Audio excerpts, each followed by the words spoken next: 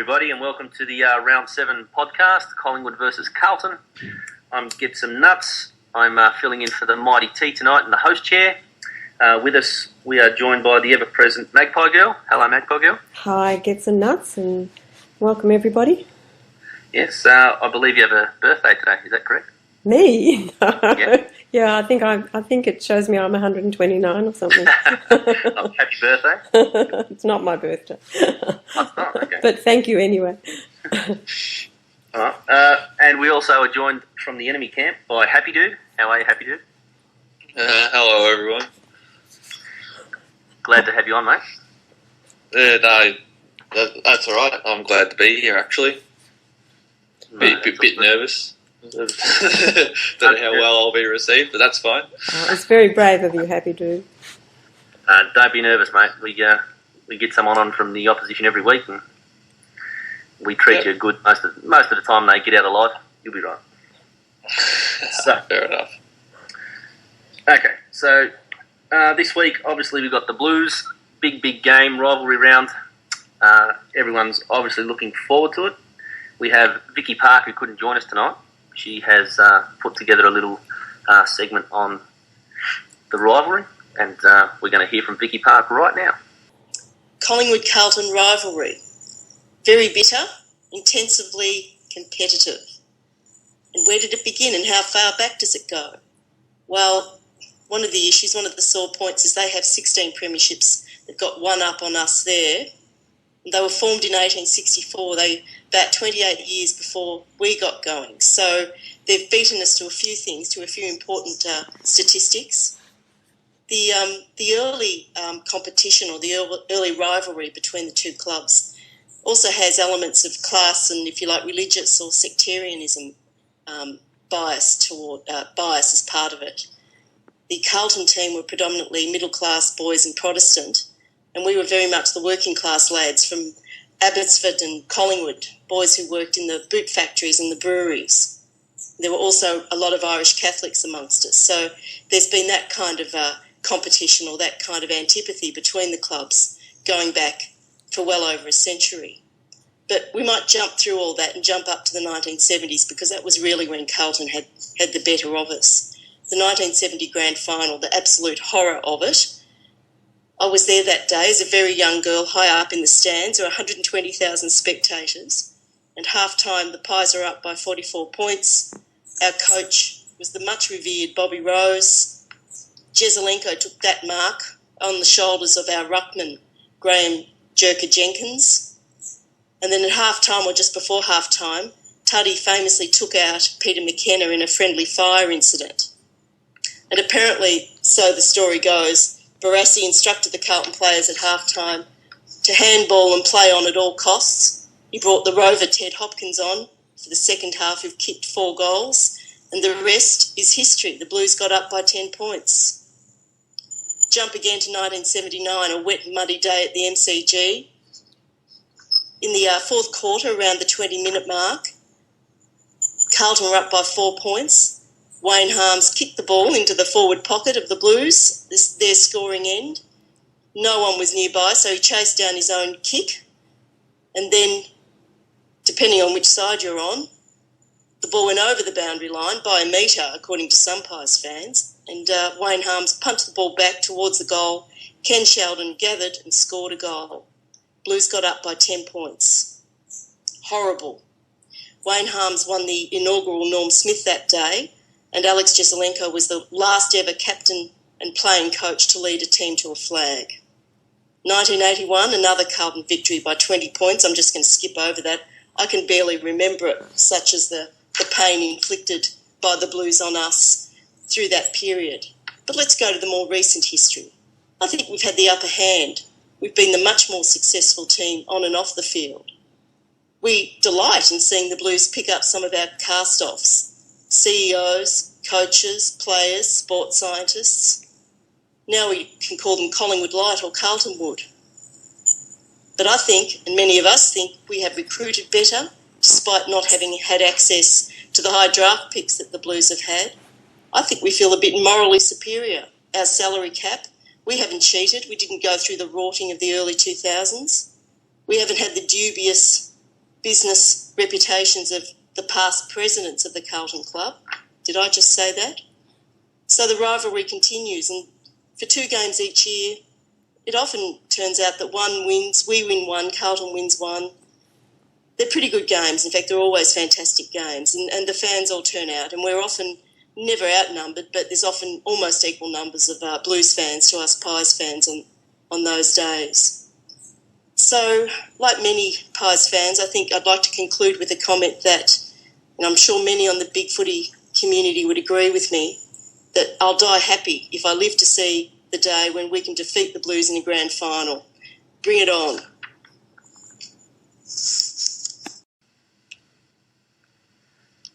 Thanks for that, Vicky. Awesome work there.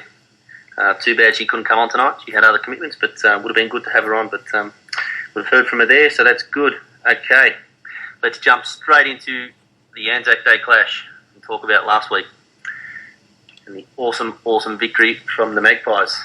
Magpie Girl, what'd you make of it?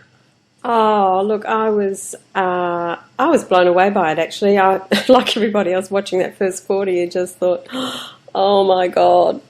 But the way they came back and the effort and the resilience and look, the match just had everything. It was so good to watch.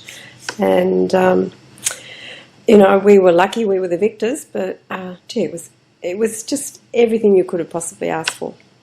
Okay, did you go to the game? No, I didn't, no. Okay, just at home watching. What did you think after quarter time? What was happening? What was going wrong? Well, they just couldn't get into it. The pressure from Essendon was amazing, and I think they got blindsided or something. It was, but you could sort of tell that they were starting to gather themselves towards the end of the first quarter, and then they just came out and did the absolute reverse and did to Essendon what Essendon had done to them in the first quarter. So by half time, suddenly we had, not only on the scoreboard, but we just had a very even game as far as effort and pressure and every aspect of the game. And so it was a whole new game, really, for the last 2 quarters. Yeah, it really was a game of 2 halves in the first half, wasn't it? Good to see. The boys flipped the switch. What did you make of Swanee, the Anzac medalist? Well, I had Sidebottom down for a long time, but he was sort of held. I don't know whether he just got tired or was better held by, was it Zaharakis in the last quarter. He was still important, but he didn't feature as much in the last half. But I thought he was really responsible for firing the Magpies in the second quarter and was pivotal to the game. But then along came Swanee and he just took over and he just ruled the MCG. It was just incredible. He bobbed up when he needed to and got crucial goals or, the crucial goal assist whenever it was needed. He was fantastic. What do you make of Jesse White's game? I think he's been just about the recruit of the year for mine. He's been fantastic coming across, and while Cloak hasn't been getting the job done, White's bobbed up and been doing the business. Well, he's a really strong mark. He's very seems to be a really reliable mark. He's a reliable kick, and look, it'll be really good when Cloak kind of settles down and somehow or other takes the pressure off himself, just sort of relaxes into the game a bit more. And it'll be fantastic when the two of them, are just playing like that. But meanwhile, aren't we lucky to have White? Without Reid, he's just been brilliant. He has been good, and Ben Reid's still to come back. Who do you see dropping out for Reid? What a dilemma to have, hey? I mean, did you see any of the VFL the other day? I was watching it on television, but no, my kids switched it over. I wasn't allowed to watch it. There must have been 12 players running around out there who have all played in the firsts. How they're going to be juggled and fitted back into the team, I don't know. I guess it's it just means that there's going to be some rotations that take place to give people a bit of a rest, and that's going to become really important as the season goes on. But I mean, how lucky are we? What a dilemma to have. What a problem. Yeah, it is a good problem. It is. Okay, we've touched on that. Well, I've done all the talking. What do you think? I don't want Happy Dude to be sitting there doing absolutely nothing. I think it's a good time to ask him about the Blues victory last week. Happy Dude, what happened, mate? Tell us all about it. Yeah, obviously last week it was good for us to notch up. It was only our second win, unfortunately for us, but it was a pretty good win, I felt.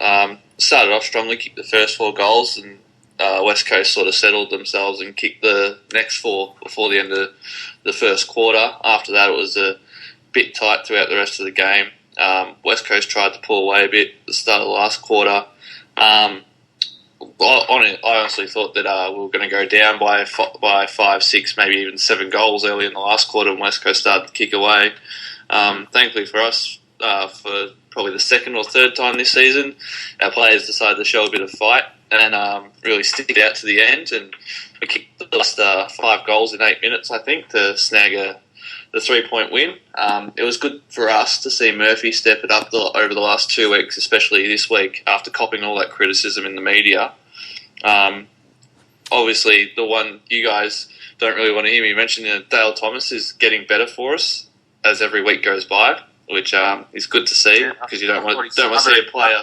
The game winner, that. Yeah, it was. You don't want to see a player be fouled by and have injuries ruin his career. So it's good that so far he looks to be okay, but obviously time will tell on that one. Yep. Yeah, no, it was a good victory from us. We seem to be getting a little bit better, but obviously we got you guys this week with a bit more. I feel a bit more quality opposition, so bigger test. Can I just have you do you think the criticism of Mark Murphy is warranted? Yes and no.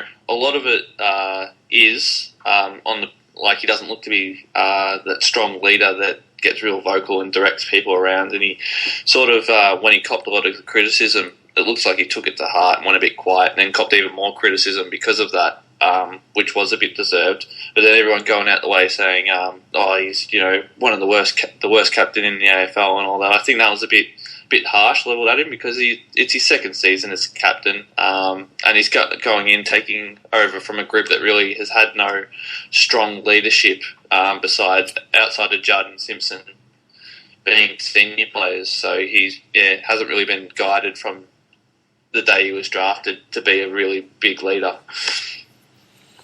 Well, you'd be happy that you were coming off a big win last week, like such a strong turnaround in the game, facing up to Collingwood on Friday night.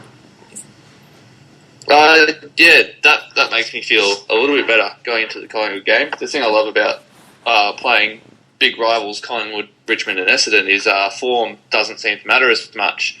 And with you guys coming off such a brilliant ANZAC Day game, which I watched and I enjoyed, and then us coming off such a strong finishing game, is both teams will be up and about, I think, to start off this week.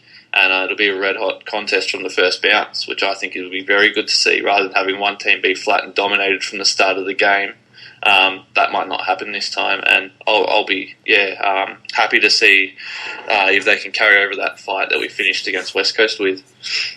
That's right. Like, personally, I'd like to see a walkover where we smash Carlton, but I think from everybody else's perspective, that's probably best to have a good game, at least for 3 quarters at least, where it's pretty close and tight and hard fought. I know that a lot of people watching the ANZAC Day game last week who aren't Collingwood or Essendon fans said it was, as a neutral supporter, it was a good game to watch. So yeah, I enjoyed that one actually myself. I'm married to an Essendon supporter, so I watched every year and I sit there with my fingers crossed, hoping the ground's going to open up and swallow everyone. But that hasn't happened yet. But yeah, I enjoyed it. Seeing you guys come back from a 40-3 gap at quarter time, which is the same score that we had against them, and you guys seem to do the opposite that we did. Yep, no worries. Happy Dude, Daisy, mate. What about him this year? Is he going all right, and how's he going to influence your win on the weekend? Yeah, he's going all right. Going as pretty much as I'd expect. A lot of people seem to get sort of a messiah complex going, I feel, over on the Carlton boards and even other Carlton supporters I spoke to. As the pre-season went on, he started off, good pickup. And then as the pre-season went on, he started to become this almost best player that's played in the last 20 years. It's going to come and lift up the ladder into top four, and I didn't buy into any of that. Started off by kicking our first goal of the season.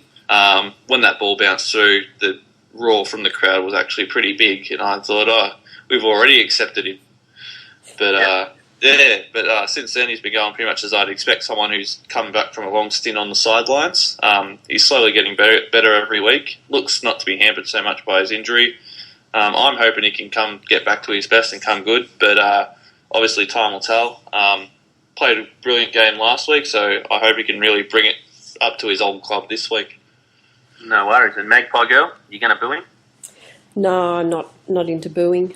But look, I don't have a real. I think he made a good decision for himself, and really at the end of the day, that's all they can do. You only have to look at his friendships with the Collingwood boys. They don't take it personally, but for some reason the fans do. Of course the fans do. They're a lot more emotionally invested than the other players. Yeah. Well, that's it, so it's just the nature of football. But no, I won't boo him. But I certainly hope that whoever's on him keeps him very quiet.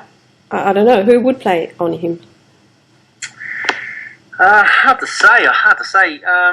I saw a couple of guys in our threads have been talking about possibly Caff going to him, but I couldn't see using McCaffrey as a lockdown player for Daisy. Yes, he can be damaging, as we all know, but I'd say more Murphy. I think with Judd out, we close Murphy down. It should go a long way to winning the game, I think. So McCaffrey will play on him. I really don't know if he'll line up on him. I really, really don't know, since the teams haven't even been selected yet. Is he playing in the same position at Carlton that he did at Collingwood? Yeah, he's been rotating through the middle a bit and playing off the half-forward flank, I found most. There you go. So pretty much exact same position. What is he, wing, half-forward for us? So. Yeah, pretty much. He's been doing a lot of that. So he could have someone like Harry or... Yeah, he might go head-to-head with Harry, possibly. Yeah, I don't know. Like I said, I just want him to play a terrible, terrible game in a Collingwood victory would be great. Well, it'll be pretty strange for him too, playing against all his teammates. Oh, it would. But I sort of hope from the guys that are there and from things that you hear from around the place, if there really is bad blood with a few people at our club, then I'd love to see exactly what happened when Nick Davis went to Sydney. When first chance Buckley got, he scruffed hold of him and gave him a good old mouthful. It was just good to see. Someone was flying the flag, said, "You didn't want to be at our club, that's fine, mate, you've left." So I'd really like to see someone this time around do the exact same thing to Daisy and give it to him. Say, "Mate, it's all right, you don't want to be here, we don't need you. We're doing all right without you." So, but that's just my personal preference, what I'd like to see. You're tough. I'm sure Collingwood supporters who still like the guy. That's cool. He certainly, he seems to be the face of Carlton. Has that gone down all right with all the teammates? Yeah, from what I've heard from people that have spoken to the players themselves, is he's been quite well received by the playing group, especially the youngsters.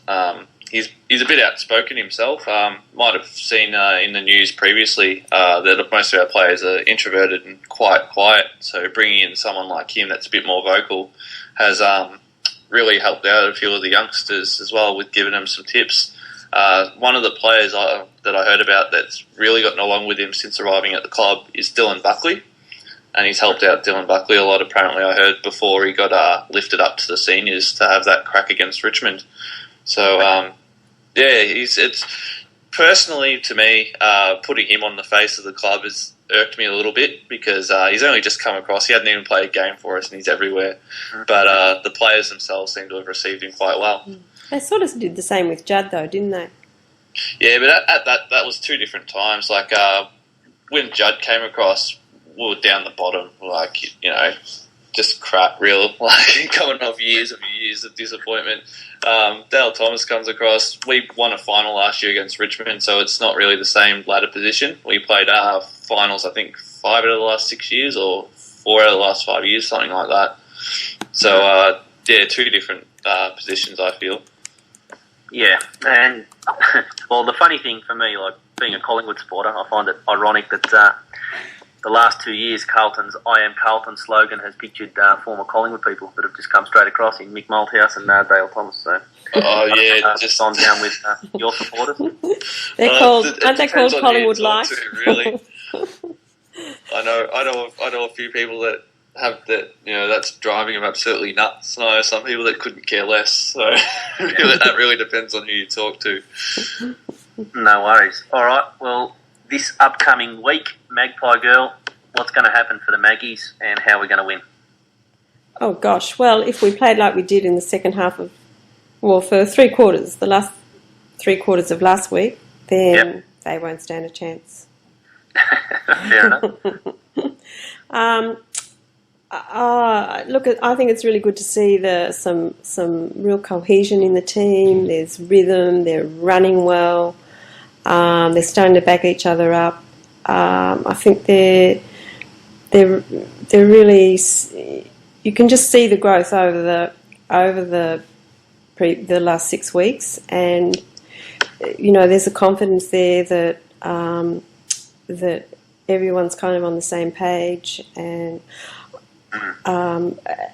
there's real rhythm coming to how they're playing, and they are just showing more and more and more commitment and resilience and courage to kind of play the game out, I think. Yeah, I think we got that two-way running back. Like a few times last year, or a lot of the time last year, we were, as you had the whole thing in the media about when Pendlebury called us cheats and this and that, a lot of guys were willing to get forward of the ball and create the forward pressure going forward, but when the ball came back out the other way, the pressure wasn't there. This year, I've noticed that our tackling's back up. A lot of guys are working harder the other way, and it's really helping in the turnovers. I think we were number 1 coming into last week's game. We were number 1 in the league for turnovers, which was good. So, and even our poor defence, which is, no one would say it's not the weakest part of our team, but the young guys down there who have all pulled together and I reckon they've just done something extraordinary in the last few weeks. I'm immensely proud of them all. Yeah, so am I. We've got quite a few young guys in the side, but especially the back line. You've got Maxwell, who isn't rated outside of our club. Keith has played less than 20 games. You've got Frost, who's off the rookie list, playing his first games this year. So he's played, 5 games? And it's it's a ragtag bunch, really, and they're getting the job done, doing it very well. Yeah, they are, yeah. And Goldsack's he's just lifted his game. I think he's one of the unsung heroes of the team. He's so fast. Just watching him the other day, just run people down. He's incredible. But when he does good things, he's beautiful. But there's a lot of times where you just go, nah, you've done too much. Oh, well, I just kind of call him a utility player. I think he's just one of the real workhorses of the side. It's a bit like, I think Blair's a bit like that as well. They're not always flashy and they don't always pull it off, but they never give up. No, that's true. Happy Dude, why don't you tell the Collingwood fans why they're about to go home crying in their beer? Well, personally, I think Collingwood's the weakest part on their side at the moment is their young defence, just because of the inexperience. I'm hoping if it's a wet day that sort of curbs Jesse White's influence on the game. Travis Cloke's been a bit out of form recently, and he can actually play all right in the wet. So hopefully Jesse White struggles a little bit in the wet, and that weakens you forward. I rate West Coast talls of a little bit higher calibre than Collingwood's at the moment, with Nick Nat Cox, Kennedy, Darling. But I rate Collingwood's midfield streets and streets ahead of any midfield that West Coast currently have. So this battle will be a lot harder for us. It'll be a lot different game than what we've just played, especially in the wet. Collingwood are ranked 3rd in the league for clangers, So I'm hoping that keeps up. And we can capitalise on that and get the ball quickly, move the ball quickly down, and expose the inexperienced defence, because last week Collingwood's team defence was really awesome after quarter time. I think that saved a lot of scoring shots, was the whole team getting back and helping out those inexperienced guys down back for you. If we can get you on the turnover, get it down to inexperienced defence, and hopefully score whenever we can get it down there, which I saw a stat the other week that Carlton was quite good at scoring from inside 50s, but we don't get it in there often enough to be damaging to most teams. I think that's where it will really be. One is putting pressure on the midfield and isolating the inexperienced backline. What do you see as Carlton's weaknesses? Carlton's weaknesses? Oh, well, this season, so far, pressure from everyone. For the first few weeks, we just weren't there. As soon as the ball was turned over, we weren't getting to position, and other teams having clear runs down the ground.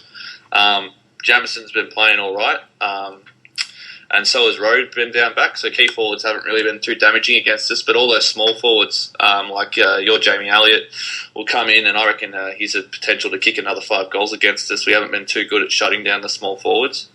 Midfielders have been all over us this year as well. So I reckon Pendlebury and Swan are a chance to have a real good field day, especially with no tagger really in our side last week, and Carazzo probably being underdone, and Curnow with a broken leg. I can't see who's going to come in to try and tag them and have a real effective role. So I think that'll really cut us up.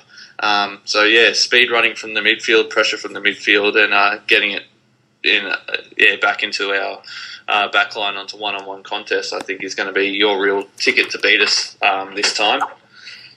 That's pretty much how I think you guys are going to win it. Domination in the midfield. All right, I was just about to say, guys, let's have a who's going to win and by how much very quickly. Happy Dude, your prediction? Well, all year I was predicting, just to be funny, Carlton by ridiculous margins, and we never won. So then I gave it a go. I predicted Bulldogs by 60 points, we won. I predicted West Coast by 60 points, and we won. So I'm going to pick Collingwood by 60 points. Okay, no worries.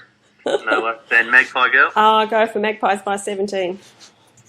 Yeah, no worries. I think we're going to win by about 4 or 5 goals myself. So I'll see it's running out fairly comfortably after we blow them out after half time. Right. Last week we didn't have the mighty T with his questions, but excuse me, I reckon it makes a comeback this week. So I just got a couple of quick questions for both of you, just quick answers. Yeah. Number 1, Magpie Girl, is Collingwood a top 4 team? Yes. Okay. Just a straight up yes, nothing else? No. Look, I'm a positive thinker. Okay. This is to both of you. Happy Dude, you can go first. If Carlton lose, can they still make the 8? Highly unlikely. Okay. Magpie Girl? Oh, gee. Look, honestly, I don't know. I haven't really... Yeah, maybe. Where are they now? 16th. 16th, yeah. Oh. Yeah, we're 16th now. West Coast were 4th at the start of last round. And, yeah, so now I think you guys are 4th. So it's good. We started out at 13th or something. So it's probably getting harder every week, isn't it? Pretty much. Yeah. Happy Dude, is Mick Malthouse still the man for the job at Carlton, and is he coaching for the right reasons? Yes, he currently is. At first I was a bit sceptical on that, but just seeing the way he reacts on the sidelines in the booth, and even talking to some people that are involved in the club, he seems to be there for the right reasons. I don't know if that was the motivation to originally get him across, but right now he seems to be in there and in it 100%. So okay. I think he is. Very good. Magpie Girl, who does Reid replace, and should he be forward or back when he comes back? I think they might use him as a swinger. I think he's going to be unpredictable every week, which will be fantastic for our team and terrible for all our opposition because they won't know where he's going to be. I mean, what an asset to the team, to any team, to have somebody that can play so well at both ends. Exactly right, exactly. And the last one for Happy Dude, does Bryce Gibbs stay or go at season's end? From what I've been hearing, is he's going to stay. I surely hope he stays. I think he gets a tough rap sometimes after the whole team's performed badly, but I rate Bryce Gibbs. I even looked at his stats so far this year, and he's comparable to Swan with his stats. Fair enough. All good. Thanks for answering your questions. Magpie Girl, is there anything you wanted to add? A couple of Collingwood thread things you wanted to talk about? Yeah, just an encouragement to everybody to sign up for Game 2 of the goal kicking competition. You've got to have your name and your selections down before the first bounce on Friday night. And I think probably as we speak, Quicky may be announcing the winners of the prizes in the player sponsorship thread, so congratulations to all of those people. Everybody in that? And I'd just encourage everybody to please put your hand up and have a go on the podcast. It's not hard to do, we don't bite, and be nice to sort of spread it around a bit. No, that's it. That is it. Very good. Okay, this ended our show, guys. Thank you very, very much, Happy Dude, for your time and your expertise from the Blues camp tonight. You're welcome. I had a bit of fun. That's it. And thank you, GETSOMENUTS, for stepping in at the last minute and filling in for Mighty T. I don't think I did too much damage to Mighty T's host chair. Oh, look, we love having you on. And you participate whenever you want to. It's good to have you. No worries, and thank you again, Magpie Girl, for your involvement, as always. Thank you. And, everybody out there, go Maggies. Go Pies. Go Blues.